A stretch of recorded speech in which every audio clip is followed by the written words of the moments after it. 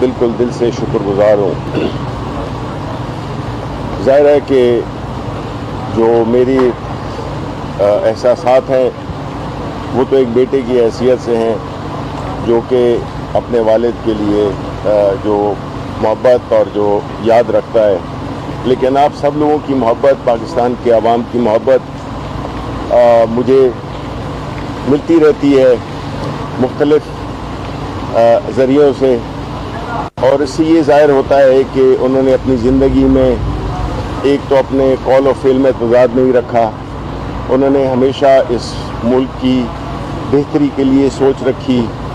यहाँ के अवाम की बेहतरी के लिए सोच रखी, और अपनी नज़रियात को किसी भी सूरत उन्होंने उस पर कोई सौदाबाजी नहीं की। वो एक दलेर शख्स थे, अपने नज़रिए पे कायम थे, और उन्होंने जितनी मोहब्बतें बांटी और उनको अपनी ज़िंदगी में जितनी मोहब्बतें मिली अवाम से, उसका मेरा नहीं ख्याल है कि पाकिस्तान के अदबी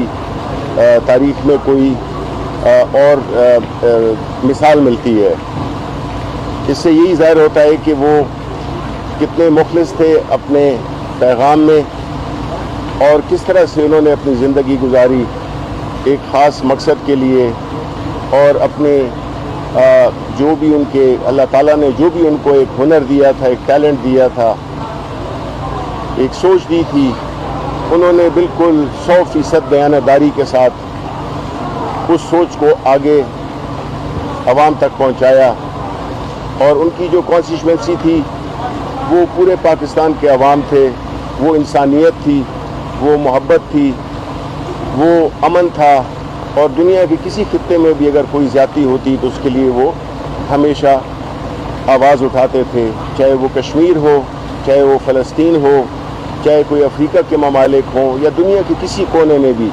तो उन्होंने अपनी एक उनकी जो सोच थी वो एक बैनुल अक़वामी थी, लेकिन उसका जो महवर था वो ज़ाहिर है कि ये खित्ता था, ये पाकिस्तान की सरज़मीन थी और पाकिस्तान के लोग थे। तो मैं ये समझता हूँ कि ये एक मौका होता है कि जितने भी शायर हैं, ख़ास तौर पे एक ख़ास सतह के शायर, उनकी शायरी को सिर्फ महज एक तफरीही तौर पे नहीं लिया जाए, बल्कि उसमें छुपे हुए जो बड़े एक ठोस और एक प्रोफाउंड किस्म के ख़यालात या मैसेजेस होते हैं, उन पे आपको गाइडेंस मिलती है। मैं ख़ुद कई दफ़ा जब किसी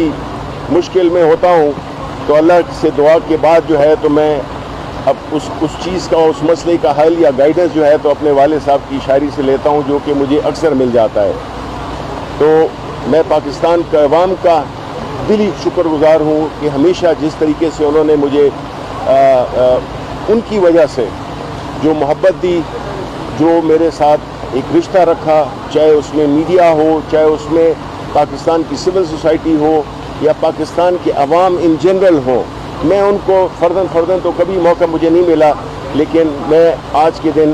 उनको बहुत बहुत शुक्रिया अदा करना चाहता हूँ, क्योंकि उनकी मोहब्बतें मुझ तक पहुँचती रहती हैं, जो कि मैं आगे फराज साहब को मुंतकिल करने की कोशिश करता हूँ। तो एक बार फिर आपका बहुत बहुत शुक्रिया कि आपने इस बारिश में भी आए और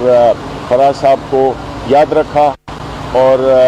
उनके लिए दुआ भी की। तो बहुत बहुत शुक्रिया।